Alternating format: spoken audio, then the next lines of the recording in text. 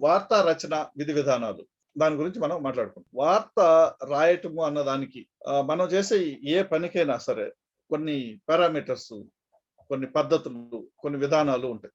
Even మాట్లాడటానికి కూడా భాషాపరంగా మాట్లాడటానికి ఏం విధి విధానాలు ఉంటాయి అని అంటే కొన్ని పద్ధతులు, సాంప్రదాయాలు. మాట్లాడేటప్పుడు మనం తల్లితో ఒక రకంగా మాట్లాడతాం, మన కుటుంబ సభ్యులు పెద్దవాళ్ళతో ఒక రకంగా మాట్లాడతాం, స్నేహితుడితో ఒక రకంగా మాట్లాడతాం, కొత్త వాళ్ళతో ఇంకో రకంగా మాట్లాడతాం, భార్యతో ఒక రకంగా మాట్లాడతాం, చెల్లెలతో ఇంకో రకంగా మాట్లాడతాం. అవతల రిసీవ్ చేసుకునే వాళ్ళని బట్టి, వాళ్ళకి మనకు ఉన్నటువంటి అనుబంధాన్ని బట్టి మాట్లాడే విధానంలో ఎలాంటి మార్పులు ఉంటాయో మనకు అందరికీ తెలుసు. ఫ్రెండ్ కనపడంగానే ఏరా బావా, ఏం మచ్చా, ఇట్లాంటి భాష. కొత్త వాళ్ళైతే ఏమండి, కొంత పెద్దగా ఉంటే ఏం సార్ అని. ఇటువంటి తేడాలు, దీన్నే విధి విధానాలు, మాట్లాడడంలో విధి విధానాలు అని అంటాం. ఎవరితోటి ఎట్లా మాట్లాడాలి, ఎలాంటి వాళ్ళతో ఎట్లా ప్రారంభించాలి, సంభాషణ ఎట్లా మొదలు పెట్టాలి అనే దానికి రకరకాలుగా. సరే, గతంలో విషయం వేరు, కానీ ఇటీవల కాలంలో ఎలా మాట్లాడాలో చెప్పేటటువంటి వాళ్ళు పర్సనాలిటీ డెవలప్మెంట్ అని, వ్యక్తిత్వ వికాసం అని, రకరకాల పేర్లతో ఎలా మాట్లాడాలి, ఎలా సంభాషించాలి, ఇంటర్వ్యూ అయితే ఎలా మాట్లాడాలి అనే అంశాలని శిక్షణ ఇవ్వడానికి సంస్థలు, వ్యక్తులు కోకొలలుగా వస్తున్నారు. సో ఇటువంటి పరిస్థితుల్లో వార్త రాయటానికి కూడా కొన్ని విధి విధానాలు అనేవి ఉంటాయి తప్పనిసరిగా. అసలు వార్తని ఎంపిక చేసుకోవడానికి మనం నిన్న మాట్లాడుకున్నాం.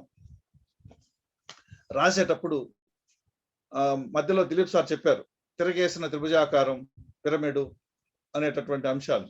అంటే డెప్త్ గా అక్కడ సార్ సబ్జెక్ట్ అది లేదు కాబట్టి పైన మీకు వార్త రాసేటప్పుడు తీసుకోవాల్సినటువంటి విధానం ఎట్లా ఉండాలి, తిరగేసిన త్రిభుజాకారంలో ఎందుకు ఉండాలి, పిరమిడ్ అనేది ఏంటి, ముఖ్యమైన అంశాలు అనేది కొద్ది కొద్దిగా మీకు ఆ రోజు వివరించారు క్లాస్ లో.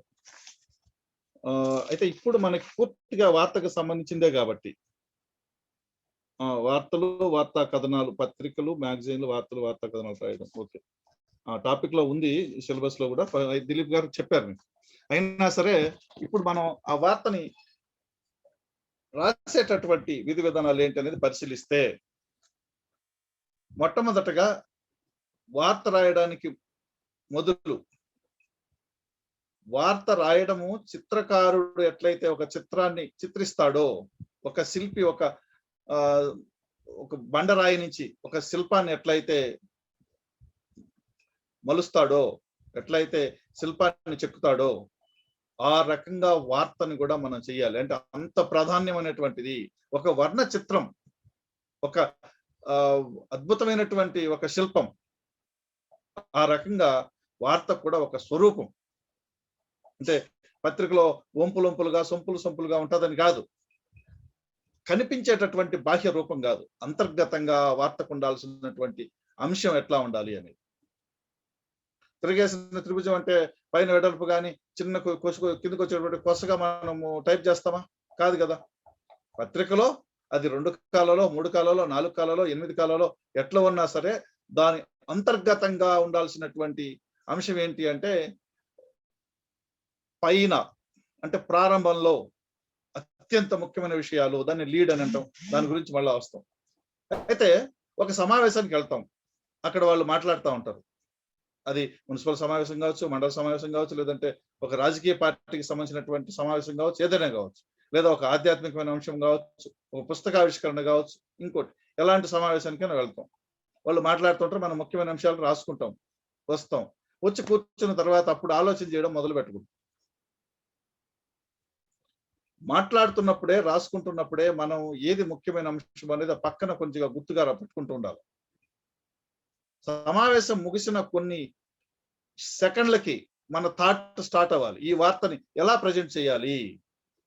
అందుకే ఒకసారి శిల్పాన్ని గుర్తు చేసుకుంటే, ఒకసారి ఒక చిత్రపటాన్ని గుర్తు చేసుకుంటే, ఆ చిత్రకారుడు గాని, ఆ శిల్పి గాని, ఫ్రెండ్స్ ఒక చిన్న విషయం ఏంటంటే, నేను మొబైల్లో ఉన్న మెసేజ్లు చాట్ లో పెడితే తర్వాత సమాధానం ఇవ్వగలుగుతాను, కానీ లేదా మీరు చివరిలో ఒక 10 నిమిషాలు మనం అన్ని విషయాలు కూలంకషంగా డిస్కస్ కూడా చేయొచ్చు. నేను దాన్ని చదవడానికి వెళ్ళిపోతే కాన్సన్ట్రేషన్ దెబ్బతినిపోతుంది, మధ్యలో చెప్పలేం.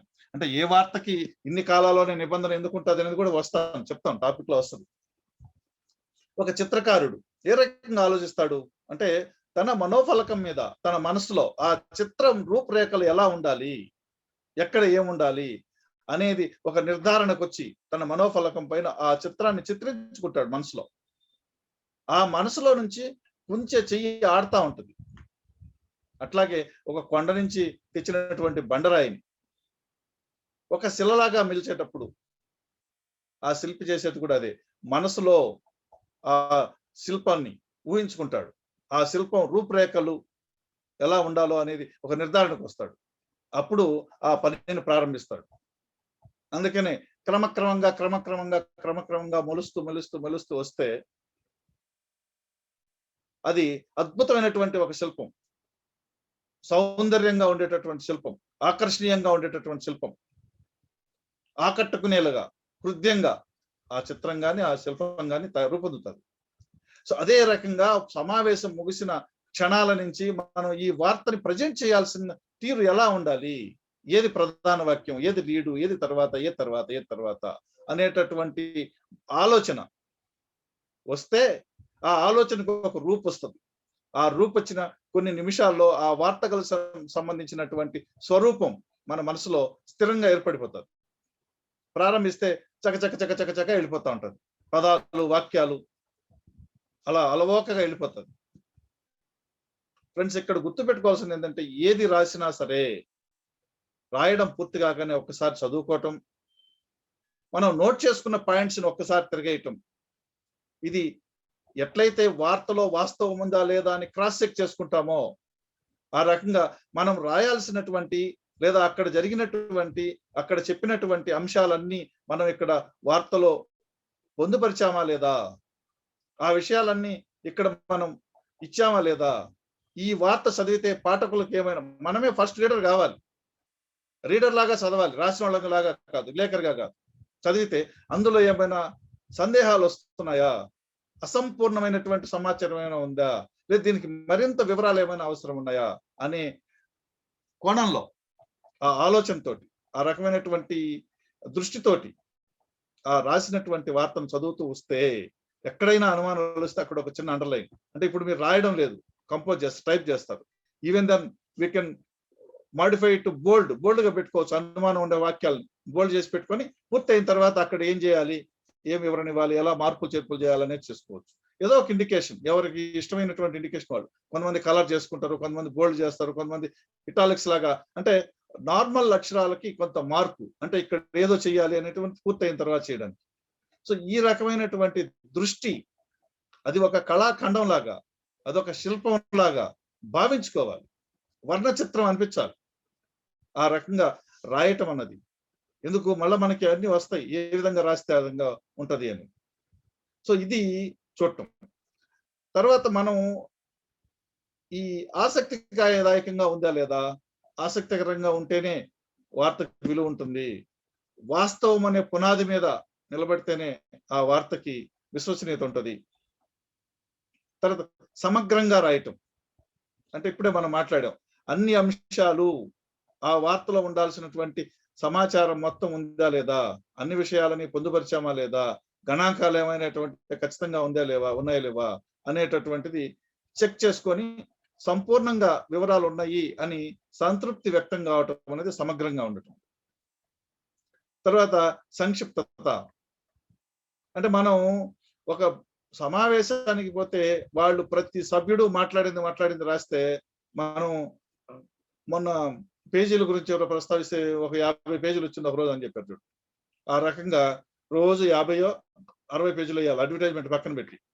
జనరల్ గా అడ్వర్టైజ్మెంట్స్ పెరిగితే పేజీల సంఖ్య పెంచుతారు, కానీ జరిగిన ప్రతి సంఘటన, జరిగిన ప్రతి సమావేశము, వచ్చినటువంటి ప్రతి ప్రెస్ నోటు, పూర్తిగా అందులో ఉండే అంశాలన్నీ ఇక్కడ మనం రాయాలనుకుంటే మనం ఇచ్చేటటువంటి దినపత్రికలు 10% కూడా సరిపోవు. సో ఆ రకంగా రోజు 50 పేజీలో 100 పేజీలు ఇవ్వాలి, అది కాదు. సంక్షిప్తత అంటే చెప్పిందే చెప్పి మన తెలుగు సీరియల్స్ వస్తూ ఉంటాయి టీవీలో, ఒక్క అడుగు ముందు కదలదు కథ. అంటే నేను చాలా తక్కువ చూస్తాను, నాట్ ఈవెన్ 2%, 1% సీరియల్స్ చూసి. ఎందుకంటే నాకు ఒక రకమైన ఏహ్యభావం, అసహ్యం ఆ సీరియల్స్ అంటే. అందులో వాడే భాష, ద్వంద్వార్థాలు, కుటుంబ నేపథ్యాలని చెప్తూ ఉన్నట్టుంటాయి. ఇద్దరు ఆడవాళ్ళు వాళ్ళ మధ్య తగాదాలు, అత్త కోళ్ళ మధ్య తగాదాలు, మానవ సంబంధాల మీద సానుకూలమైనటువంటి దృక్పథం పెంపొందించేది కానీ ఉండేది కానీ ఒక అక్షరం కూడా ఆ సీరియల్స్ లో కనపడు. సో అట్లా కాకుండా సంక్షిప్తంగా చెప్పాల్సినటువంటి అంశాన్ని సూటిగా స్పష్టంగా సంక్షిప్తంగా చెప్పడం అనేది అత్యంత ముఖ్యమైనటువంటి అంశం వార్తకు సంబంధించి. తర్వాత తాజాగా ఉండటం, నవ్యత అని అంటాం. తాజా సమాచారం అంటే చెప్పి ఆల్రెడీ నిన్న మొన్న ఆ వారం కిందట వచ్చినటువంటి అంశాలను మళ్ళీ మళ్ళీ రాయటం అనేది ఉపయోగం లేదు. తర్వాత నిన్న నేను సామీప్యత అని ఒకటి చెప్పాను, ఏదో అమెరికాలో యాక్సిడెంట్ అయితే మనకి ఇక్కడ వార్త అవుతుందా అని. కానీ మన ప్రాంతానికి సంబంధించిన వాళ్ళైతే ఖచ్చితంగా అవుతుంది. ఇటువంటి అంశాలను దృష్టిలో పెట్టుకొని వార్తలు ఇవ్వటం అనేది మనం చేయాలి. కానీ ఇక్కడ పాఠకుల దృష్టి అంటే టార్గెట్ రీడర్స్ ఎవరు? మనం అంటే పత్రికల్లో వచ్చేటటువంటి వార్తల్ని ఫ్లవర్ బొకే అని, లేదంటే ఫ్రూట్ పండ్ల బుట్టలని, అంటే మామూలుగా పండు కాదు, రకరకాల పండ్లు, ఫ్రూట్స్ బొకే, ఫ్లవర్ బొకే, 4-5 రకాల 5-6 రకాల పూలతోటి బొకే తయారు చేస్తారు. అట్లాగే దినపత్రికలోనో లేకపోతే వార్తాపత్రికలోనో అనేక రకాలైనటువంటి అంశాలు, వివిధ రంగాలకు సంబంధించినవి, వివిధ అంశాలకు సంబంధించినటువంటివి వార్తలు ఇస్తూ ఉంటాం. అన్ని వార్తలు పాఠకులందరికీ ఆసక్తికరంగా ఉండవు.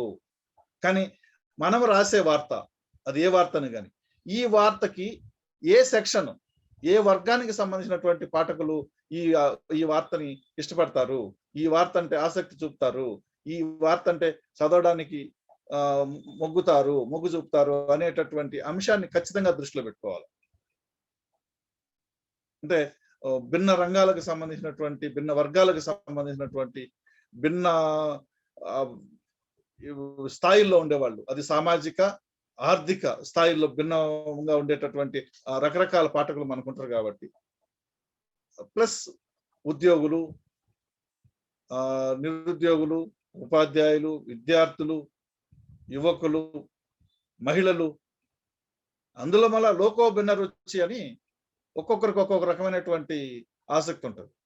సో అందరి ఆసక్తిని, అందరి ఇష్టాలని మనం సంపూర్ణంగా నెరవేర్చలేకపోవచ్చు కాక, కానీ రాసే ప్రతి వార్త, ఈ వార్తకి పాఠకులు ఏ రంగానికి సంబంధించిన ఏ రకమైనటువంటి పాఠకులకు ఆసక్తి ఉంటుంది అనే విషయాన్ని కూడా మనం ఖచ్చితంగా గుర్తుపెట్టుకోవాలి. అంటే ఇక్కడ లీడ్ రాయటం అనేది దిలీప్ గారు డీటెయిల్ గా చెప్పారనుకుంటున్నా. అంటే ఎన్ని రకాల లీడ్ ఉంటుంది ఏంటి అనేది, అంటే తిరగేసిన పిరమిడ్ అని చెప్పింది కూడా నేను విన్నాను కాబట్టి ఆయన పూర్తిగా చెప్పింటారు. అయినా 1-2 జస్ట్ విషయాలు అలా పైన వెళ్ళిపోదాం. సబ్జెక్ట్ లో కొద్దిగా ఉంది కాబట్టి పైపోయినట్లు. అంటే వార్తకు సంబంధించినటువంటి సెంట్రల్ పాయింట్, అత్యంత ముఖ్యమైన అంశాన్ని ప్రారంభంలో లీడ్ గా రాస్తాం. ఇది అనేక రకాలైనటువంటి లీడ్స్ ఉంటాయి. ఒకటేమో హోదాను బట్టి అంటే మాట్లాడినటువంటి వ్యక్తుల్లో అత్యంత ముఖ్యమైన వాళ్ళని లీడ్ గా తీసుకోవటం. కొన్ని సందర్భాల్లో హోదాలతో సంబంధం లేకుండా వ్యక్తిగతమైనటువంటి స్థాయిని బట్టి కూడా ఉంటుంది. ఉదాహరణకి ఇప్పుడు ఒక మీటింగ్ లో ఎక్కడో కలెక్టర్, ఆర్డీఓ, రకరకాల అధికారులు పాల్గొంటారు. ఖచ్చితంగా కలెక్టర్ మాట్లాడిన అంశాన్ని మనం ముఖ్యంగా తీసుకుంటాం. అదే సమావేశంలో ఏ మంత్రిలో పాల్గొంటారు, మంత్రి మాట్లాడినవే తీసుకుంటాం, కలెక్టర్ని వెనక్కి నెడతాం. కానీ మంత్రి ఉన్నా, కలెక్టర్ ఉన్నా, ఇంకొకళ్ళు ఉన్నా ఒక స్వామీజీ మాట్లాడారు, ఉగాది సందర్భంగా పంచాంగ శ్రవణము, లేదంటే ఒక ఆధ్యాత్మిక కార్యక్రమం, ఒక టెంపుల్లో జరిగేటటువంటి విగ్రహ ప్రతిష్ట, లేకపోతే ఇంకో రకమైనటువంటి కార్యక్రమానికో మంత్రి కూడా వచ్చి ఉండొచ్చు కాక, అక్కడ మాట్లాడినటువంటి ఆ ఆధ్యాత్మిక గురువు ఎక్కువ సందర్భాల్లో లీడ్ అవుతారు. ప్రారంభంలో ఆయన మాట్లాడినటువంటి అంశాలు రాయాల్సినటువంటి పరిస్థితి వస్తుంది. సో ఈ రకంగా ఇక మనం ఈ సృజనాత్మకంగా ఉండాలి, నాణ్యతగా ఉండాలి, సమగ్రతగా ఉండాలి, వీటి గురించి మాట్లాడుతాం. సరళంగా చెప్పటం అనేది ఒక ముఖ్య అంశం. అంటే సాధారణమైనటువంటి పదాలు, చిన్న చిన్న వాక్యాలు, వాక్యం పెద్దదయ్యే కొద్దీ సమస్యలు పెరుగుతాయి, తప్పులు దొరికే ప్రమాదాలు పెరుగుతాయి. అందుకని చిన్న వాక్యాలు, 6-7 పదాలకు మించకుండా వాక్యం ఉంటే, గరిష్టంగా 7-8 పదాలకు మించకుండా వాక్యం ఉంటే తప్పు దొర్లే ప్రమాదమే లేదు. తప్పు దొర్లే ప్రశ్నే ఉత్పన్నం కాదు. పదాలు పెరిగే కొద్దీ సంయుక్త వాక్యాలు, సంక్లిష్ట వాక్యాలు, సరళ వాక్యాలు అని అంటారు. సో ఆ భాష, దానికి సంబంధించినటువంటి అంశాలను మీకు ఈ 8వ తేదీ నుంచి పిసి వెంకటేశ్వర్లు గారని అసోసియేట్ ప్రొఫెసర్ ఎస్వి యూనివర్సిటీ ఆయన చెప్తారు.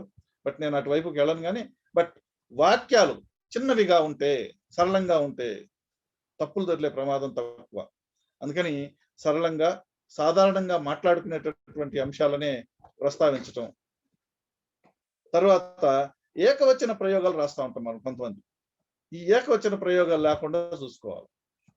వాళ్ళు మహిళలు అయితే ఏకవచన ప్రయోగాలు వేస్తున్న సందర్భాలు కొన్ని కనిపిస్తుంటాయి. కొన్నిసార్లు ఎవరైనా సరే శ్రీ, శ్రీమతి ఎవరు రాయట్లేదు ఇప్పుడు. చెప్పారు, చెప్పాడు అనకుండా డు ఏకవచన ప్రయోగం, రు బహువచన ప్రయోగం. చెప్పారు అంటే గౌరవవాచకం అంతే. ఇంకా ఆ గౌరవం సరిపోతుంది, మళ్ళీ స్త్రీ అక్కర్లేదు. కానీ చెప్పాడు, చెప్పింది, మహిళలు అనగానే తక్కువ చేసి చెప్పింది, ఆమె వచ్చింది, ఇటువంటి ఏకవచన ప్రయోగాలు అది స్త్రీ గాని పురుషుడు గాని స్థాయితో సంబంధం లేకుండా వార్తా రచనలో బహువచన ప్రయోగాలు ముగింపు పదం ఉంటే అది గౌరవ సూచకం కాబట్టి సరిపోతుంది. కాకపోతే ముద్దాయిలకు సంబంధించి ఏకవచన ప్రయోగాలు, క్రీడాకారులకు సంబంధించి ఏకవచన ప్రయోగాలు చేసేటటువంటి పత్రికలు కొన్ని చోట్ల ఉన్నాయి. అది ఆయా పత్రికలకు సంబంధించినటువంటి విషయం, వాళ్ళు వినియోగించేటటువంటి శైలి దానికి సంబంధించి ఉంటుంది. అయితే ఇక్కడ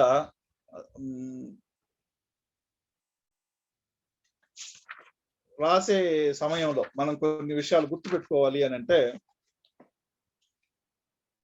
రిపోర్టర్లకి సాధారణంగా ఉండేటటువంటి ఒక లక్షణం, గుణం, హెడ్డింగ్ ఆ సబ్-ఎడిటర్ పెట్టుకుంటాడులే, మనకెందుకు సబ్-ఎడిటర్ ఉద్యోగం కదా అది అని. ఏమన్నా తప్పులు అంటే సబ్-ఎడిటర్ దిద్దుకుంటాడులే. మిత్రులారా ఒక్కటే ఒకటి గుర్తుపెట్టుకోండి, ఎప్పుడైనా మనం రాసేటటువంటిది ఆ వార్త సబ్-ఎడిటర్ కాదు, సీనియర్ సబ్-ఎడిటర్, చీఫ్ సబ్-ఎడిటర్ అయినా సరే చెయ్యి పెట్టనట్టుగా, చెయ్యి పెట్టలేనట్టుగా రాయటం అనేది మన గొప్పతనం, మనకి గుర్తింపు, మనకి గౌరవం. అది ఏ విలేకరైనా కావచ్చు, ఏ రిపోర్టర్ అయినా కావచ్చు. ప్రారంభంలోనే అంత సామర్థ్యాన్ని సాధించలేకపోవచ్చు, అంత నైపుణ్యం ఉండకపోవచ్చు. కానీ ప్రారంభం నుంచి అలా ప్రయత్నం చేస్తూ ఉంటే ఖచ్చితంగా ఆ స్థాయికి చేరుకోవడం అంటే కష్టతరం కాదు. కానీ దీనికి ఒక చిన్న టెక్నిక్ చెప్తాను. మనం 2-3 పేపర్లు ఇటు తిరిగేస్తాం. మనం రాసిన వార్త, పక్కన పత్రికల్లో రాసిన వార్త, లీడ్ దగ్గర నుంచి చివరి దాకా మనం ఏ అంశమైనా మిస్ చేసి రాయకుండా ఉంటే పక్క పేపర్లో వచ్చిందా, ఒక ఎక్స్ట్రా వాక్యం ఏమైనా వచ్చిందా, వచ్చింటే అది నిజంగా అది అవసరమా లేదా, అది అవసరమైతే మనం రాసి ఉండి డస్క్ లో కట్ అయిపోయిందా, లేదా మనం రాయలేదా, రాయకపోయి ఉంటే మనం ఎందుకు రాయలేదు, ఇలాంటి ఒక సమీక్ష మీకు మీరే సమీక్షించుకుంటూ వస్తే కొంతకాలానికి, ఏదో చెప్తారు చూడండి, ఒక మండలం ఇలా చేస్తే అంటే 40 రోజుల పాటు ఒక విధానాన్ని అనుసరిస్తే అది అలా అలవాటు పడిపోతుంది అని. సరే, ఇప్పుడు మన వాళ్ళు మండలం రోజుల పాటు మాలేస్తారు, అక్కడ పోయి పాపం స్వామిని దర్శనం చేసుకుని కిందికి దిగగానే మందు అవుతారు. ఆ బ్యాచ్ కాదు. సహజంగా మనసావాచ కర్మేణ నిష్ఠతోటి ఒక 40 రోజుల పాటు చేస్తే, ఒక పని చేస్తే, సపోజ్ వాకింగ్ పోతాం అనుకోండి, యోగా చేస్తాం అనుకోండి, ఇంకో కార్యక్రమం అనుకోండి, ఇట్లాంటి ఖచ్చితంగా మిస్ కాకుండా 40 రోజుల పాటు చేస్తే అది జీవన గమనంలో కలిసిపోయి అలవర్చుకునే అవకాశాలు ఎక్కువ ఉంటాయి మనిషికి అని. నిష్ఠతో చేస్తే, మొక్కుబడిగా చేస్తే కాదు. ఆ రకంగా పక్క పత్రికల్లో వచ్చేటటువంటి వార్తల్ని బేరీజ్ వేసుకుంటూ మనం రాసేటటువంటి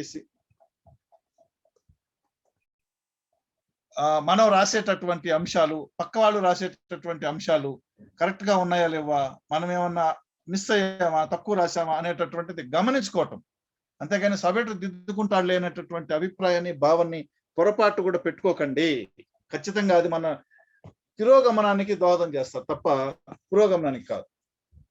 సో ఇక్కడ మనం గమనించాల్సిందంటే, రాసిన వార్తకి శీర్షిక తప్పకుండా పెట్టాలి. శీర్షిక లేకుండా వార్త ఇస్తే తల లేని మొండెంతో సమానం.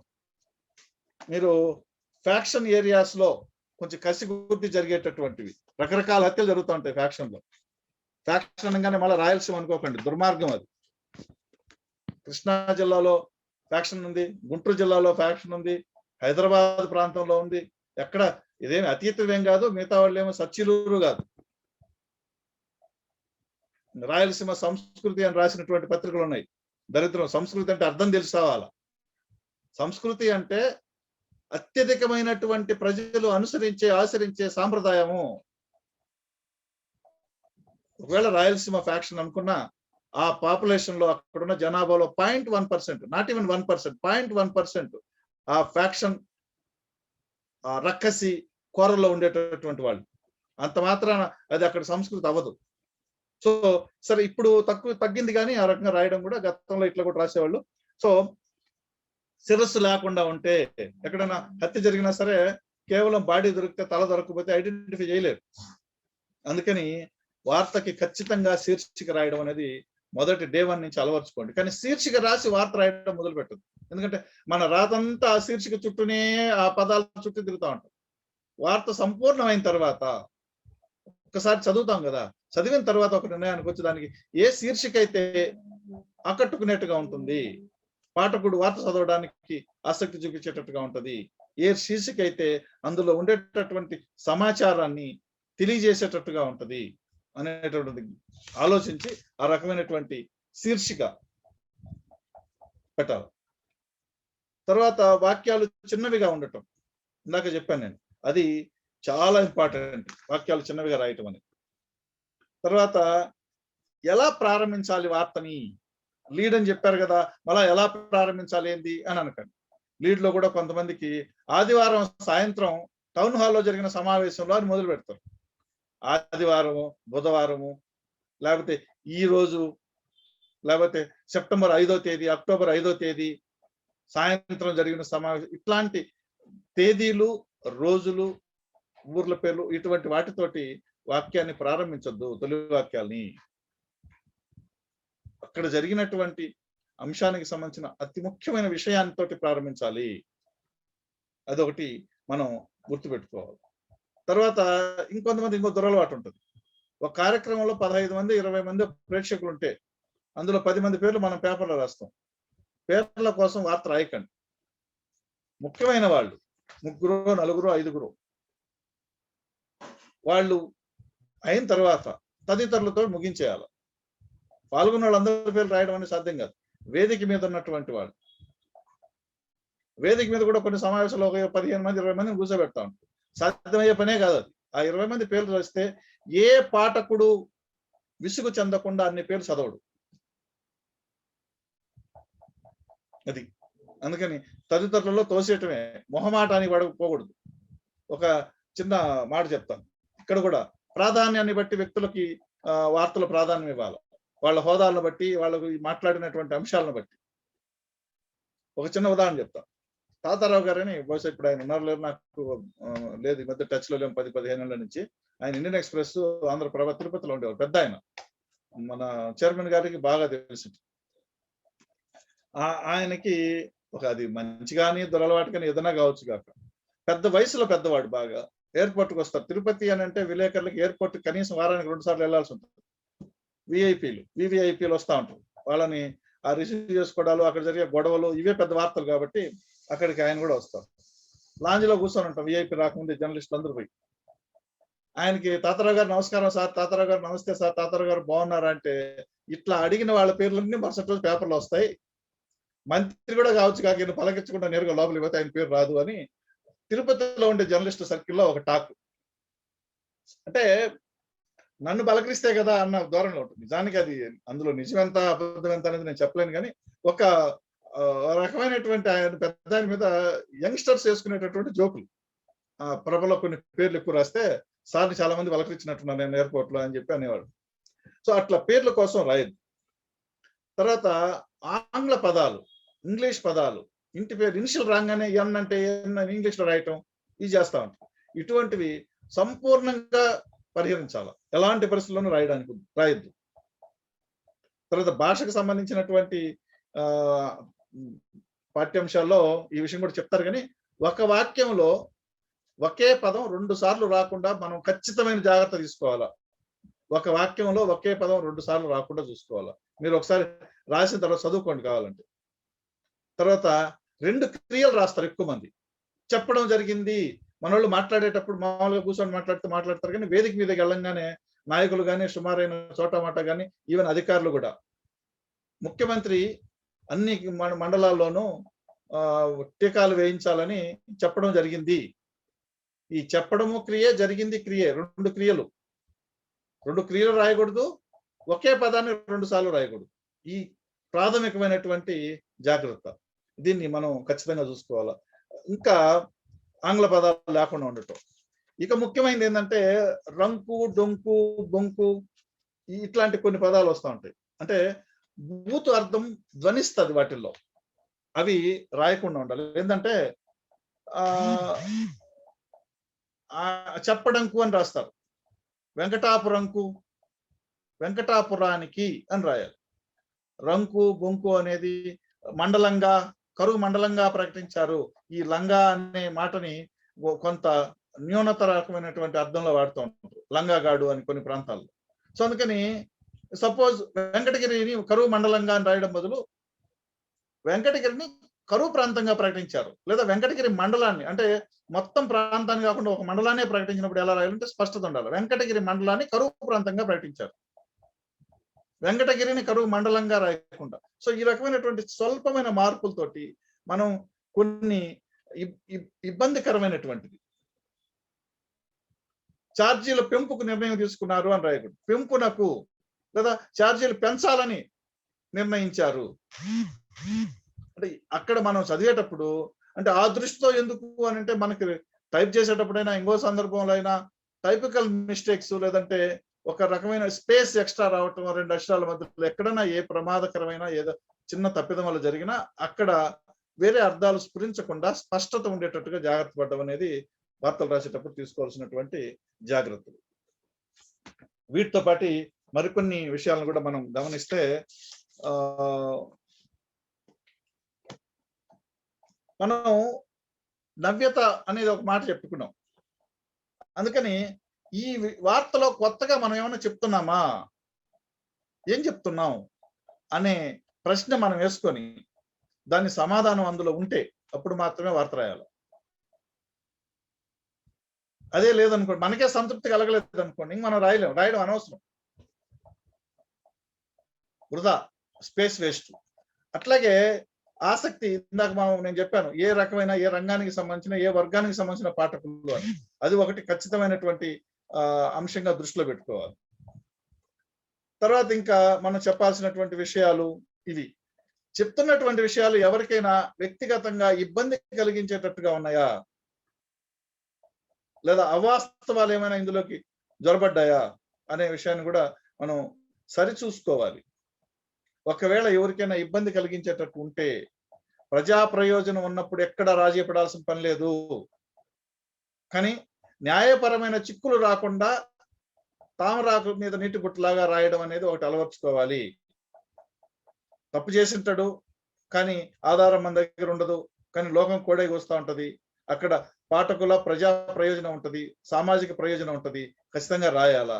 కానీ పేరు రాస్తే ఆయన మన దగ్గర ఆధారాలు లేవు కాబట్టి న్యాయపరమైనటువంటి పోరాటం మనల్ని అక్కడికి లాగే ప్రమాదం ఉంది అన్నప్పుడు మనకి తెలుసు కదా, మొహం బ్లర్ చేసినా కూడా మొహం కనపడేటట్టు ఫోటో ఎట్లా చూపిస్తామో అట్లా పేరు రాయకపోయినా సరే ఆ పలానా నాయకుడిని గుర్తించగలిగే విధంగా ఇండికేషన్స్ ఇస్తూ, లేదా పలానా అధికారి అని గుర్తించగలిగేటట్టుగా ఇండికేషన్స్ ఇస్తూ రాయడం అనేది ఒక ఆర్ట్, ఒక నిపుణత, ఒక నైపుణ్యం. అది ఆ రకంగా మనం జాగ్రత్త పడాల్సినటువంటి అవసరం ఉంది. రెండోది, ఇందాక మనం మాట్లాడుకుంటూనే ఉన్నామని, అంటే సంక్లిష్టంగా ఏమైనా ఉంటే దాన్ని మార్చడానికి ఒకటి మనం చూసుకొని సరళంగా మార్పు చేసి ప్రచురణకి పంపటం. ఇవన్నీ కూడా సబేటలు చూసుకుంటారులే అనే భావన మాత్రం పొరపాటు కూడా ఉండటానికి లేదు. పొరపాటు కూడా అటువంటి పరిస్థితి తీసుకురాకండి. అయితే లీడ్కి సంబంధించినటువంటి ఒక 2 విషయాలు మాట్లాడుకొని మనం ముగించవచ్చు. ఎందుకంటే ఈ ఒక కొటేషన్స్ లాగా రాసేటటువంటి లీడ్ ఒకటి. కొటేషన్స్ ఎప్పుడు రాస్తాం? ఎవరో చెప్పిన అంశాన్ని యథాతథంగా రాసేటప్పుడు. ఒక ముఖ్యమైన విషయాన్ని యథాతథంగా రాసేటప్పుడు. ఒక ప్రమాదంలో బిడ్డను కోల్పోయిన తల్లి చెప్తుంది, ఇప్పుడే వస్తానమ్మా అని చెప్పి వెళ్ళావు కదా నాయన అని ఏడుస్తున్నప్పుడు ఆ కొటేషన్స్ అలాగే పెట్టి ప్రస్తావన చేస్తూ ఉంటారు. హృదయ ఉదారకంగా ఉంటాయి అటువంటివి. లేదా సంభాషణ, ఈ సంభాషణలు అనేటివి రకరకాలుగా ఉంటాయి. ఇద్దరు నాయకుల మధ్య జరిగినటువంటి సంభాషణ, ఇద్దరు వ్యక్తుల మధ్య జరిగినటువంటి సంభాషణ, ఒక సమావేశంలో ఇద్దరు సభ్యుల మధ్యలో ఒక వాగ్వివాదం లాగా జరిగినటువంటి సంభాషణని, దాన్ని పాఠక ఆసక్తిగా తీర్చిదిద్దడానికి జాగ్రత్తగా రాయాల్సి ఉంటుంది. దాన్ని కూడా చిన్న వాక్యాలుగా. ఇంకా సంభాషణ పరంగా అనేటటువంటిది ఒక చిన్న ఉదాహరణ చెప్తా. అంటే మన విద్యా వ్యవస్థకి అద్దం పట్టేటటువంటిది. రాజీవ్ శర్మ గారని ఇప్పుడు తెలంగాణ గవర్నమెంట్ లో అడ్వైజర్, ఆయన ఇంతకుముందు చీఫ్ సెక్రటరీ కూడా తెలంగాణకి. అంతకుముందు ఆయన ఉమ్మడి రాష్ట్రంలో ఉన్నప్పుడు టెక్నికల్ ఎడ్యుకేషన్ కమిషనర్ గా ఉండారు, సాంకేతిక విద్యాశాఖ కమిషనర్. ఆయన చెన్నై వెళ్ళారు ఒకసారి. అక్కడ మనకి ఐఐటిలో నటరాజన్ గారని డైరెక్టర్. సరే, పెద్దవాళ్ళు వెళ్ళినప్పుడు కర్టసీ కాల్, జస్ట్ ఒక మర్యాదపూర్వకంగా కలుసుకోవడం, మాట్లాడుకోవడం అనేది ఉంటుంది. ఆ రకంగా రాజీవ్ శర్మ గారు అక్కడికి వెళ్ళి ఏదో మాట్లాడుతా, ఏముంది సార్ మీ ఇన్స్టిట్యూట్ లో ఎక్కువ మంది మా పిల్లలే కదా, మీకు తెలుసు కదా రామయ్య గారు ఐఐటి, నారాయణ, చైతన్య, రామయ్య గారిది పక్కన పెడితే మీదంతా గందరగోళం కేసులే. రామయ్య గారిది కొంతవరకు ఒక పద్ధతి అయినటువంటి ధోరణిలో చదువు చెప్పడం అది ఉంటుంది. ఇంటర్మీడియట్ చదువు చెప్పకపోయినా ఐఐటికి సంబంధించి ప్రిపరేషన్ కానీ ఫ్యూచర్కి ఉపయోగపడేటట్టుగా కానీ ఒక చోట ప్రస్తావించాను నేను. ఇటువంటిది సంభాషణ, ఈయన ఎట్లా అంటే ఆయన ఎట్లా అన్నాడు, సో కారణాలు ఏంటి, విశ్లేషణ, వ్యవహారం. అదే రకంగా మనకి క్వశ్చన్ లీడ్ అనేది ఒకటి ఉంటుంది. లీడ్ రకాలు, డైలాగ్ లీడు, క్వశ్చన్ లీడు, తర్వాత direct quotation lead, straight lead, punch lead అని ఒక 10-15 రకాలు ఉంటాయి. అన్ని రకాలు మనకి లేకపోయినా ఒక 4-5 రకాలు ఇవన్నీ మీకు లెసన్ లో వస్తాయి. కాబట్టి వీటన్నిటిని ఒక్కొక్కదాని వివరణ అవసరం లేదు. ఎందుకంటే మనకున్నటువంటి టైంలో మనం రకరకాల మంచి విషయాలు, ఎక్కువ విషయాలు మాట్లాడుకుంటే పాఠ్యాంశంలో వచ్చేటటువంటి విషయాలు మనం పరిగణించుకోవచ్చు. సృజనాత్మకత అనే విషయాన్ని మీద ఒక 2 మాటలు చెప్తాను నేను. సృజనాత్మకంగా రాయడం ఎట్లా అని. ఇప్పుడు మనం చిత్రం అనుకున్నాం, శిల్పం అనుకున్నాం, అది సృజనాత్మకత అని మీరు ఒప్పుకుంటారు. ఎందుకంటే ఒక క్రియేటివిటీ లేని వాళ్ళు చేయలేరు కదా. కానీ ఆ క్రియేటివిటీ అనేది కొన్ని రంగాలకి, కొంతమందికే పరిమితమైనటువంటి అంశం కాదు. ఎందుకు అనంటే సృజన కొత్త తరహాలో కొత్తగా ఆలోచించడం, కొత్తగా చెప్పటం అనేది ఎక్కడైనా ఉంటుంది. సో వార్తా రచనలో కూడా సృజనాత్మకతని కొట్టొచ్చినట్టు కనిపించేటట్టుగా మనం రాయొచ్చు. మనకి కొంచెం ప్రాక్టీస్, కొంచెం శ్రద్ధ, కొంత నిమగ్నం కావటం, వృత్తి పట్ల అంకిత భావం, మన రచన పట్ల మనకి ఒక గురుతరమైనటువంటి బాధ్యత, ఆపేక్ష, అది ఉంటే ఖచ్చితంగా రాయొచ్చు. ఏముంది, సృజనాత్మకంగా రాయడం అంటే ఏంటి, చదివిన పాఠకుడు బాగుంది, అరే మంచి సమాచారం వచ్చింది, చెప్పారు అనేటటువంటి భావనకు లోనుగా అయ్యేటట్టుగా రాయటమే. ఇది పెద్ద మనం ఏదో ఫీచర్ రాసినంత ఇది కాదు. సాధారణమైనటువంటి సరళమైనటువంటి వాక్యాలు, సాధారణమైనటువంటి పదాలతోటి పొందికగా చిన్న చిన్న వాక్యాలు చెప్పాల్సిన అంశాన్ని సూటిగా సుత్తి లేకుండా రకరకాలు ఉన్నాయి కదా. ఒక చిన్న ఉదాహరణ మనం తీసుకుంటే, ఒక ప్రమాదం జరిగింది, ఎట్లా రాస్తాము, చిన్నగానే కదా. ప్రమాదం జరిగిందని రాయటమే కదా అని అనుకుంటే, ఆ ప్రమాదం జరిగినటువంటి తీరుని చెప్పడంలో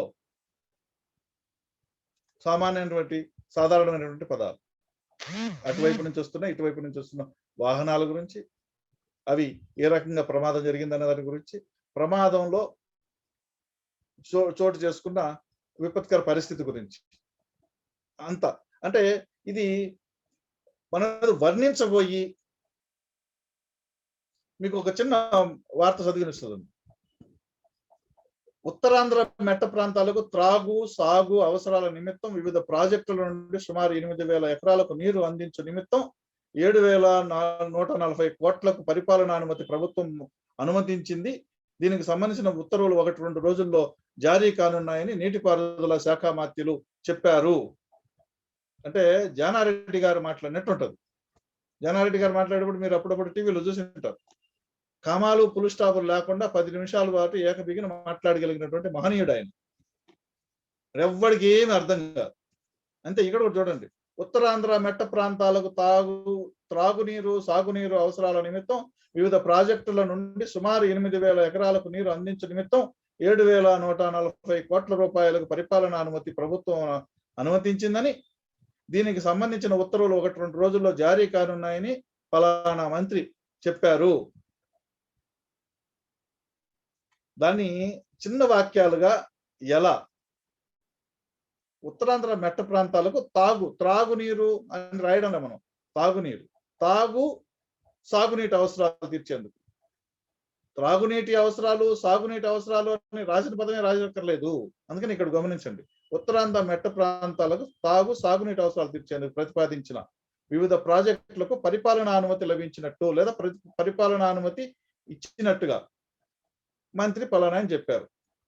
ఆ తర్వాత వాక్యంలో ఇది 8,000 ఎకరాలకు నీరు అందించేందుకు 7,140 కోట్ల రూపాయలకి మంజూరు చేస్తున్నట్టుగా తెలియజేశారు.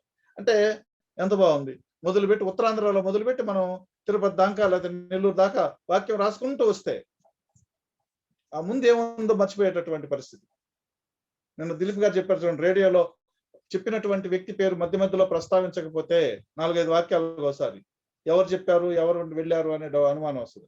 ఇక్కడ కూడా అంతే, మొదలు ఏం పెట్టామో మధ్యలోకి వచ్చేటప్పటికి అర్థం కాని పరిస్థితి. ఆంధ్రజ్యోతిలో అదేదో ఒక వ్యాసం వస్తూ ఉంటుంది, రాధాకృష్ణ గారు రాసేటటువంటి పేరాలు ఉండవు, పై నుంచి కింద దాకా ఉంటుంది. దోలు తీరిపోతుంది చదివేవాళ్ళకి, ఆసక్తికరంగా ఉండకుండా. అందుకని పేరాలు ఉండాలి, మధ్యలో రిలీఫ్ ఉండాలి.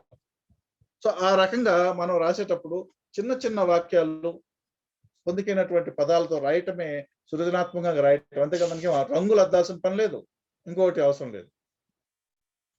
ఇది ఊహాజనితమైనటువంటి అంశాలకు ఎప్పుడు మీరు అవకాశం ఇవ్వకండి.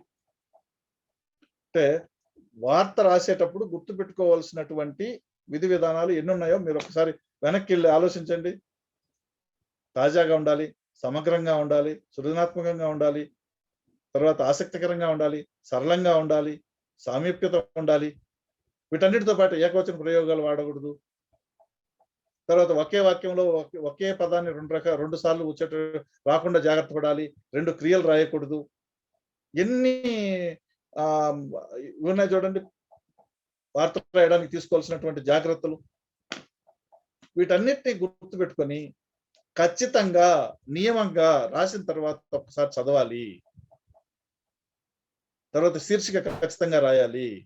ఇది కూడా విధి విధానాలు భాగ్యం. తర్వాత విపరీతమైనటువంటి పేర్లని పుంఖానుభంగాలుగా పేర్లను చొప్పించకూడదు. వార్త రాయడం లేదా టైప్ చేయడం మొదలు పెట్టేటప్పటికే దాని స్వరూపం మన మనసులో ముద్రపడిపోవాలి. యథాతథంగా మనం ప్రింట్ చేసామా, మొత్తంగా మనం అనుకున్నట్టుగా వార్త వచ్చిందా లేదా అనేది ఒక్కసారి చదువుకొని నిర్ధారణకు వచ్చిన తర్వాత, ఎస్ అనే సంతృప్తి మనకు వచ్చిన తర్వాత అప్పుడు ఆ వార్తని డస్క్కి పంపించాలి. ఇక్కడ అత్యంత ముఖ్యమైన ఇంకొక విషయం చెప్తాను మీకు. సమయం, టైం చాలా ముఖ్యమైనది. మనం రాసి ఏ 11 గంటలకో 12 గంటలకో మనకున్నప్పుడు మనం పంపుదాం అనేది కాదు. ఉదయం జరిగిన సంఘటనని మధ్యాహ్నం లోపల రాసి అవతల పడేయాలి. మధ్యాహ్నం జరిగింది సాయంత్రం లోపల వెళ్ళిపోవాలి. సాయంత్రం 5 తర్వాత జరిగిన గంట లోపల వార్త డస్క్కి వెళ్ళేటట్టుగా చేసుకోవాలి.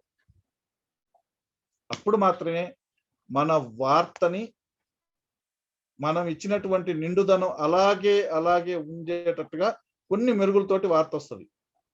మనం ఉదయం 10 గంటలకు జరిగిన ప్రమాదాన్ని రాత్రి 10 గంటలకు పంపిస్తే వాళ్ళు యాడికాడికో కోసేసి, ఎందుకంటే అప్పటికే ప్రాధాన్యాలు నిర్ణయం అయిపోయింటాయి. అందుకని టైం మేనేజ్మెంటు, సకాలంలో స్పందించడం, సకాలంలో విధుల్ని పూర్తి చేసుకోవటం అనేది కూడా చాలా ముఖ్యమైన విషయం.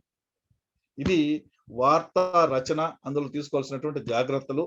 మీకు దిలీప్ సారు ఆ లీడ్లు, తిరగేసిన త్రిభుజం ఆ విషయాలన్నీ చెప్పారు కాబట్టి నేను దాన్ని కొంతవరకు ప్రస్తావించి మిగతా విషయాలని మాట్లాడడం.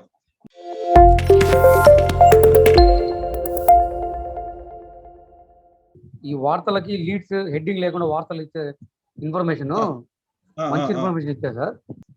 లీగల్ గా పోయినప్పుడు రిపోర్టర్ కి యాజమాన్యం నుంచి సపోర్టింగ్ ఉంటుందా లేదా అని. సార్ అప్పుడు ఏం జరిగిందంటే అడవిలో దిల్చిన చెట్లు కొడుతున్నారు సార్. అవి తీసుకొచ్చి కోత మిల్లు దగ్గర వేస్తే నాకు కోత మిల్లు యజమాని నాకు ఇన్ఫర్మేషన్ ఇచ్చాడు. దిల్చిన చెట్లు ఇట్లా కొడుతున్నారు, దీన్ని కొట్టడానికి పర్మిషన్ లేదు అని చెప్పి. అంటే నేను విత్ ఫొటోస్ వార్త మంచి బాగా హైలైట్ ఇచ్చి దానికి బ్యానర్ ఐటమ్ ఇచ్చారు సార్. దానికి దాంట్లో మనం ఏం రాసామంటే మామూలు మత్తులో అటవీ శాఖ అధికారులు అని చెప్పి చిన్న ఒక లైన్ పెట్టాను. దానికి డిఎఫ్ఓ ఏం చేశారంటే కోర్టులో డెఫర్మేషన్ చేశారు సార్. యాజమాన్యం నుంచి నాకు ఎలాంటి సపోర్టింగ్ లేదు, కాకపోతే కోర్టు నాకు ఫేవర్ చేసింది సార్. దానిలో వార్తలు రాసేటప్పుడేమో నువ్వు హైలైట్ గా రాసావు, నువ్వు తోపు తురుము అని చెప్పి అన్నారు. తర్వాత డెఫర్మేషన్ చేసిన తర్వాత కోర్టు ఖర్చులు కానీ ఏ టు ఎయిట్ ఖర్చులని నేనే పెట్టుకున్నాను సార్. యాజమాన్యము రిపోర్టర్లను కేవలం వాడుకోవడం తప్ప మాకు ఇచ్చే లైన్ అకౌంట్ కూడా అంత మాత్రం ఇచ్చారు అప్పట్లో. దాని తర్వాత నేను దాంట్లో డ్రాప్ అయ్యి కందుకూరు సాక్షి స్టాఫ్ రిపోర్టర్ గా చేశాను. తర్వాత నాకు అనారోగ్య కారణాల వల్ల నేను సాక్షిలో డ్రాప్ అయిపోయి ప్రస్తుతానికి ఈ పీడిఎఫ్ పేపర్లో చేసుకుంటున్నాను సార్. సార్ మీరు చెప్పిన ఇన్ఫర్మేషన్ నాకు నిజంగా ఎంత స్ఫూర్తిని ఇచ్చిందంటే యాజమాన్యాలు వాడుకోవడం తప్ప అసలు ఇన్ఫర్మేషన్ ఏం లేదు సార్ వాళ్ళ తరఫున. యాజమాన్యాలు ఎందుకు అట్లా రిపోర్టర్లని వాడుకుంటున్నారు అనేది ఇప్పుడు కూడా అర్థం కావట్లేదు సార్ నాకు. గడిచిన ఒక 2-3 దశాబ్దాలుగా సార్, మామూలుగా అయితే ఇంకా ముందు నుంచి కూడా ఉంది, వ్యక్తుల్ని ఆరాధించే, వ్యక్తుల్ని నెత్తిన పెట్టుకొని వ్యక్తి ప్రతిష్టను పెంచడానికి రాస్తున్నటువంటి వార్తలు మనకు కనిపిస్తున్నాయి. నేరుగా పార్టీలను భుజాన్ని పెట్టుకొని రాస్తున్నటువంటివి మనకు కనబడుతుంది. ఒకటేందంటే ఇప్పుడు విశాలాంధ్ర, ప్రజాశక్తి ఇటువంటి పత్రికలు అవి నేరుగా పార్టీకి సంబంధించినటువంటి పత్రికలు. ఇంకో వైపున సాక్షి తీసుకున్నా సరే అది జగన్మోహన్ రెడ్డి గారి కుటుంబానికి సంబంధించినటువంటి పత్రిక. ఇక్కడ మనకు ఒక క్లారిటీ ఉంటది ఈ పత్రిక ఇది అని. కానీ ఎవ్వడికి ఏమీ లేదు, మేము చాలా సచ్యులంగా ఉంటాం, పాఠక దేవుళ్ళు అని చెప్తున్నటువంటి పత్రికలతో ఇప్పుడు పెద్ద సమస్య వస్తుంది. మామూలు సమస్య కాదు. ఆయన మాత్రమే రుణమాఫీ చేయగలడని రాసేది ఆ పత్రికలే. హైదరాబాద్ లో ఒకరు ముఖ్యమంత్రిగా ఉండగా పోలీస్ కాల్పులు జరిగితే ఈ పోలీస్ కాల్పులకు దారి తీయడానికి కారణభూతులైనటువంటి ఉద్యమానికి నాయకత్వం వహించిన లీడర్లని దునుమాడుతూ రాసే పత్రిక ముఖ్యమంత్రి మారిన తర్వాత ఇంకొక సందర్భంలో పోలీసు కాల్పులు జరిపితే ముఖ్యమంత్రి దానికి బాధ్యత వహించాలని అదే పత్రిక రాస్తుంది. ఫ్లైఓవర్ కి సంబంధించి చిన్న ప్రమాదం జరిగితే కూలిపోయింది, 20 మంది చనిపోయారు అని రాస్తుంది. పక్కన ఇంకో స్టోరీ రాస్తుంది, శ్రీధరన్ గారికి అప్పచెప్పి ఉంటే అవినీతి జరిగేది కాదు, ఇది కూలిపోయేది కాదు అని. కానీ దురదృష్టం ఏంటంటే ఈ నిర్మాణం పూర్తి అయిపోయి నాసిరకంగా ఉండడం వల్ల కూలిపోతే ఇటువంటి కథనాలు పక్కన రాస్తే బాగానే ఉంటది. అసలు అందులో ఎవరు చనిపోలేదు, కానీ 20 మందిని బ్యానరు. తర్వాత ఆ శ్రీధరన్ గారి నేతృత్వం వహించినటువంటి ఢిల్లీ మెట్రో రైలుకి సంబంధించింది కూడా ఒకసారి కూలింది. మరి అక్కడ అవినీతి జరిగిందని రాస్తుంది ఇదే పత్రిక. తర్వాత పుష్కరాలు, ఇటువంటి ప్రతి సంఘటన ఎందుకంటే 2004లో కృష్ణా పుష్కరాలు జరిగినాయి అనుకుంటా, నాకు గుర్తున్నందుకు రాజశేఖర రెడ్డి గారు ముఖ్యమంత్రి అయిన తర్వాత అక్కడ ఆ బారికేడ్ పడిపోయి ముగ్గురు చనిపోవడం, some incident was there, bad incident. అప్పుడు మోహన్ కందా గారు చీఫ్ సెక్రటరీ, తర్వాత డీజీపీగా ఎస్తో స్టార్ట్ అవుతుంది పేరు నాకు గుర్తు రావట్లేదు, పెరవరం రాములు గారి తర్వాత ఆయన డీజీపీ. నిజానికి డీజీపీ ఆ పుష్కరాల ప్రారంభం కావడానికి ముందే ప్రభుత్వానికి ఒక లేఖ పెట్టాడు, నేను ఎల్టీసీకో లేదో సంభవ వేరే ప్రోగ్రాం కోసం కుటుంబంతో పోవడానికి సెలవు కావాలి అని. కాబట్టి ఈ ఇన్సిడెంట్ జరిగింది. మోహన్ కందా గారు నేను రాజీనామా చేస్తాను ఏదో ముఖ్యమంత్రి గారిని అడిగారని అంటారు. అది ఎంతవరకు నిజమైందో తెలియదు, బయటికి తెలియదు. ఆయన పోలేదు, లీవ్ లో పోలే. సెలవు అడిగిన సిఎస్, సెలవులో వెళ్ళిన డీజీపీ. అసలు డీజీపీ దేనికోసం వెళ్ళాడు? సెలవులో దీనికోసం వెళ్ళాడా?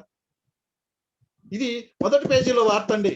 అదే పత్రికలో లోపల పేజీలో డీజీపీ పలానా కార్యక్రమం కోసం ఆయన కుటుంబ దీనికోసం సెలవులో వెళ్ళాడని రెండో పేజీలో ఇంకొక వార్త ఉంటుంది. ఇంత దిగజారుడు జర్నలిజం లో మనం పనిచేస్తున్నాం. కానీ మనం ఎక్కడ నిరుత్సాహపడిపోయి అయ్యో అనుకోని అక్కర్లేదు. గొంగళ్ళు అన్నం తింటున్నాం, వెంట్రుకలు అవి వస్తానే ఉంటాయి, కానీ రాకుండా జాగ్రత్తగా తినడానికి మనం అలవాటు చేసుకోవాలా మన వరకు మనం. ఇంకోటి కూడా, యాజమాన్యాల కంటే కూడా మిడిల్ మేనేజ్మెంట్ వాళ్ళతోటి ఎక్కువ సమస్యలు. సరే, కొన్ని పత్రికల్లో యాజమాన్యాలు ఎట్లా ఉంటాయి, ఈ 20 మంది మృతి సంఘటన కూడా అంతే. నువ్వు రాయి అని అన్నట్టుగా నాకు తెలిసిన సమాచారం, అది జరగలేదు కదా అంటే. సో ఈ పరిస్థితుల్లో మనకి కత్తి మీద సాము నిజానికి జర్నలిస్టులకి. ఎందుకంటే కొన్నిసార్లు ఆ కేసులు బట్టి సంవత్సరాల తరబడి నడుస్తుంటాయి. అప్పటికి మనం ఆ పత్రికలో ఉంటామో లేదో తెలియదు, బట్ కేసులో మనం ఉంటాం. తర్వాత నాయకులకి మాటలకి లోబడి ఉద్యోగాల నుంచి తొలగిస్తున్నటువంటి దృష్టాంతాలు ఉంటున్నాయి. ఇప్పుడు ఏముంది, ఆ కమలాపురం దగ్గర బ్రాహ్మణి స్టీల్స్ కి సంబంధించినటువంటి రాసినటువంటి వార్తలన్నీ బోగస్ కదా. అదిగో జింక, ఇదిగో వంక, ఓ జింకను కట్టేసి రాశారు అనేది నిర్ధారణ అయింది, ఫోటో తీశారు అనేది. సో ఇట్లాంటివి అనేకం అనేకం అనేకం. అంటే పైశాచికం అంతా జర్నలిజంలోకి వచ్చిందా అని అనిపిస్తుంది కొన్నిసార్లు, కొన్ని సందర్భాల్లో.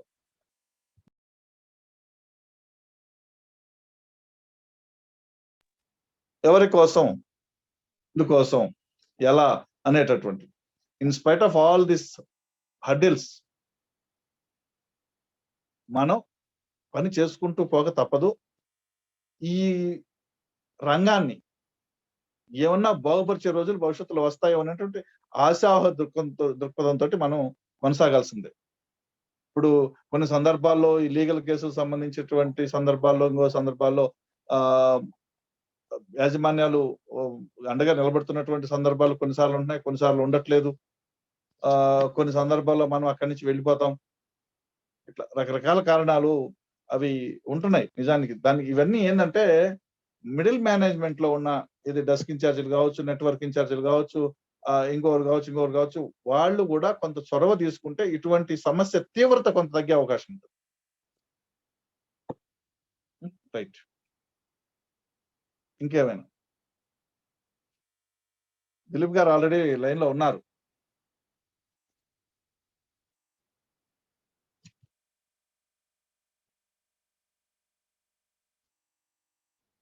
ఎవరో మిత్రులు మెసేజ్ పెట్టారు, ఈ పత్రికల కంటే విశాలాంధ్ర ప్రజల కోసం పనిచేస్తున్నాయి.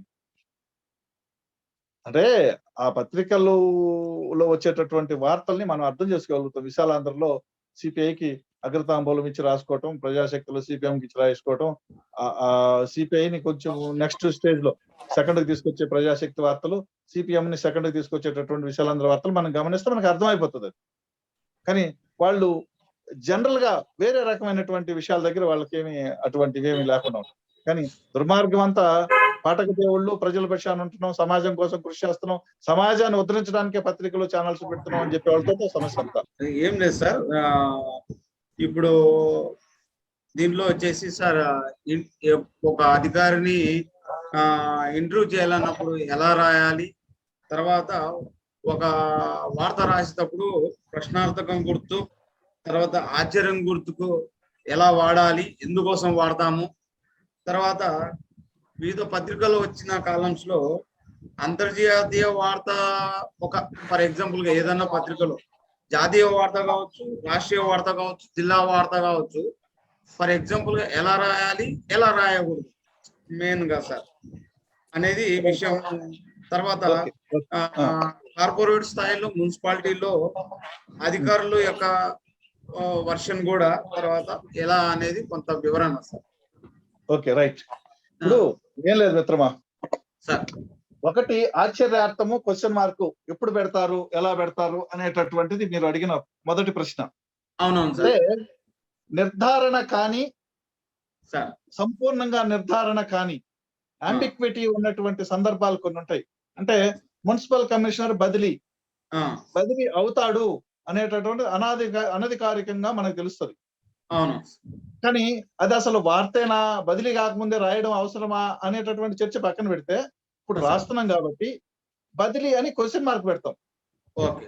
శీర్షికలో. సరే. వార్తలోకి వచ్చేటప్పటికి బదిలీ అయ్యే అవకాశాలు ఉన్నాయని విశ్వసనీయంగా తెలిసింది. అధికార వర్గాలు అనుకుంటున్నాయి. సార్. ఈ విషయం మీద చర్చ జరుగుతోంది అనేటటువంటి మాటలతోటి ముగిస్తాం. Okay sir. బదిలీ అయిపోతున్నారు. ఇంగా ఉత్తర్వులు రావటమే తరువాయి అన్నప్పుడు క్వెషన్ మార్క్ పెట్టకుండా ఆశ్చర్యార్థం పెడతాం. ఆశ్చర్యం. ఓకే. అంతే. బదిలీ అవ్వబోతున్నారు. అయ్యే అవకాశాలున్నాయి. ఇవాళో నేడో రేపో ఉత్తర్వులు రాబోతున్నాయి అని రాసేస్తే. అంటే ఓహ్! పూర్తిగా సంపూర్ణంగా నిర్ధారించకుండా అలా పైపైన రాయటం అనే సందర్భాలవి. నెక్స్ట్ మీరు అడిగింది ఇంటర్వ్యూలు చేసే సందర్భంలో. ఇంటర్వ్యూ అనేది ఒక సబ్జెక్ట్, ఒక క్లాస్ అయినా సరే 2 నిమిషాల్లో చెప్తా. సార్. మనం ఎవరిని ఇంటర్వ్యూ చేయాలనుకుంటున్నాం అని అనుకున్నప్పుడు నిర్ణయించుకోగానే వాళ్ళని సమయం అడగటం. ఫస్ట్ వాళ్ళ అనుమతి. మిమ్మల్ని ఇంటర్వ్యూ చేయాలనుకుంటున్నాం. ఇదో పెరిఫరల్‌గా ఈ అంశాల మీద. అదయిన తర్వాత ఆయన బ్యాక్‌గ్రౌండ్. ఏదో రాజకీయ నాయకుడు అనుకోండి, ఏముంది ఎమ్మెల్యే, అంతకుముందు ఇది మనకు తెలిసిపోతది. ఒక సైంటిస్టు లేదా ఒక పరిశోధకుడు అటువంటి వాళ్ళని ఇంటర్వ్యూ చేయాలనుకుంటే కొంత బ్యాక్‌గ్రౌండ్ తెలుసుకోవాలి. ఆయన ఏ రంగంలో కృషి చేశారు? ఏ రంగంలో కృషి చేస్తున్నారు? ఆ రంగంలో ఆయన స్థితి ఏంటి?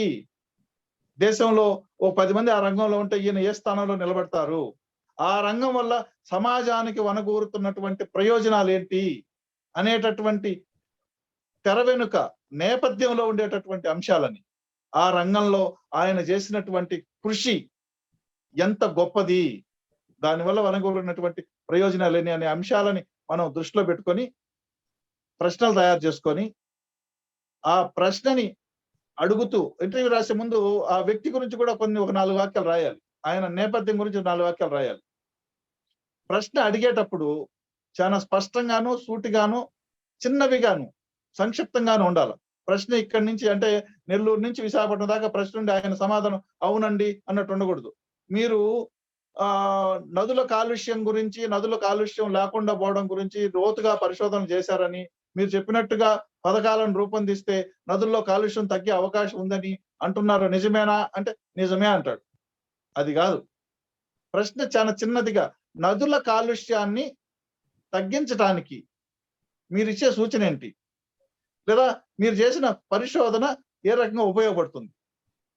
ఇంత చిన్నగా ప్రశ్న అడిగి సమాధానం పెద్దదిగా రాబట్టాలి. ఇది ఇంటర్వ్యూ చేయడానికి ముందు, ఇంటర్వ్యూ తరువాత అని 3 రకాలు. సినిమాకంటారు చూడండి. Pre production, production, post production అని. అట్లా ఇంటర్వ్యూ చేయడానికి ముందు మనం నేపథ్యము, ప్రశ్నావళి రూపొందించుకోవడం. ఇంటర్వ్యూ సమయంలో ఆవేశాలు లేకుండా ఇంకా కొన్ని చెప్తారు దాంట్లో. పోంగానే సార్ మొదలు పెడదామా అని ప్రశ్న కాకుండా, నమస్కారం అండి. ఎప్పుడు మీ ప్రయాణం అంతా బాగానే జరిగిందా? బయట ఊరు నుంచి వచ్చిన వాళ్ళకి కదా సహజంగా ఇంటర్వ్యూ చేస్తాం. లోకల్‌గా ఉండేవాళ్ళని చేస్తే ఇంక ఈ ప్రయాణం గురించి అక్కర్లా. అంతా ఓకేనా సార్? బానే ఉందా? ఏంటి అని. అంటే ఆ ట్రాక్‌లోకి తీసుకురావడానికి కోసమని సాధారణమైనటువంటి ప్రశ్నలు అడిగినట్టుగా మొదలుపెట్టాలి అనేటటువంటిది ఒక విధానం. అదయిన తర్వాత ప్రశ్నలు. ప్రశ్నకి సమాధానం చెప్పేటప్పుడు ఇంకో ప్రశ్న అడగటం కాదు. ఆ సమాధానంలో నుంచి ఇంకొక ప్రశ్న అడిగి, అంటే పాఠకులను దృష్టిలో పెట్టుకొని దానికి సంబంధించినటువంటి వివరణ అవసరం అనుకుంటే అనుబంధ ప్రశ్న అడిగేటట్టుగా మనం ఉండాలి. సో ఈ రకంగా పూర్తి చేసిన తర్వాత ధన్యవాదాలు చెప్పి వచ్చేసిన తర్వాత రాసేటప్పుడు మనం ఏ రకంగా రాయాలి? ప్రశ్న సమాధానం రాయాలా? లేదంటే ఆయన ఇంటర్వ్యూ ఇచ్చారు ఆయన మాటల్లో అని ప్రశ్నలకి మళ్ళా స్పేస్ వేస్ట్ లేకుండా ఓన్లీ సమాధానాలు మాత్రమే రాసుకుంటూ వెళ్ళిపోవాలా? అనేటటువంటిది మనం నిర్ణయించుకొని ఆ విధంగా రాసుకోవడం అనేది అది ఇంటర్వ్యూ. తర్వాత ఏదో మున్సిపాలిటీ దాని గురించి వివరాలు తీసుకోవాలా అనంటే, ఇప్పుడు మున్సిపాలిటీలో చెత్తే తీయడం లేదు, మురిగిపోతుంది, కాంట్రాక్టర్ దోచుకుంటున్నాడు అనేటటువంటి ఆరోపణలతో కూడినటువంటి వార్త మీరు రాస్తే ఖచ్చితంగా మున్సిపల్ కమిషనర్‌ని వివరణ అడగాలి. లేదా హెల్త్ డిపార్ట్‌మెంట్ వాళ్ళని వివరణ అడగాలి. సంబంధిత అధికారి వివరణ తీసుకోవాలి. వివరణ సాదాసీదాగా ఇస్తే మనం ఆ వార్తను చాలా ఘాటుగా రాసి, పరిస్థితి ఇలా ఉంటే ఈ అధికారి వివరణ ఇలా ఉంది అని ముగించాలి. సో ఈ రకంగా అంబిక్విటీ అక్కర్లేదు. ఆయన వివరణ ఇస్తే సరిపోయినట్టుగా దానికి సంబంధించినటువంటి ఒక ఫోటో ఏస్తే దుర్గంధం కూడా కనపడుతూ ఉంటది ముక్కులకి ఫోటోలు చూస్తే. వాసన రాకపోయినా ఆ వాసన అనుభవం వచ్చేస్తది.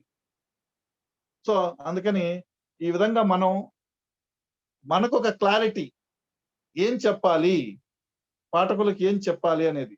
అందుకని చెప్పి ఆ రకంగానే మనకు ఒక స్పష్టత ఉంటే అదే ధోరణిలో మనం పురోగమిస్తూ ఉండొచ్చు. ఆ రకంగా కృషి చేస్తూ ఉండాలి.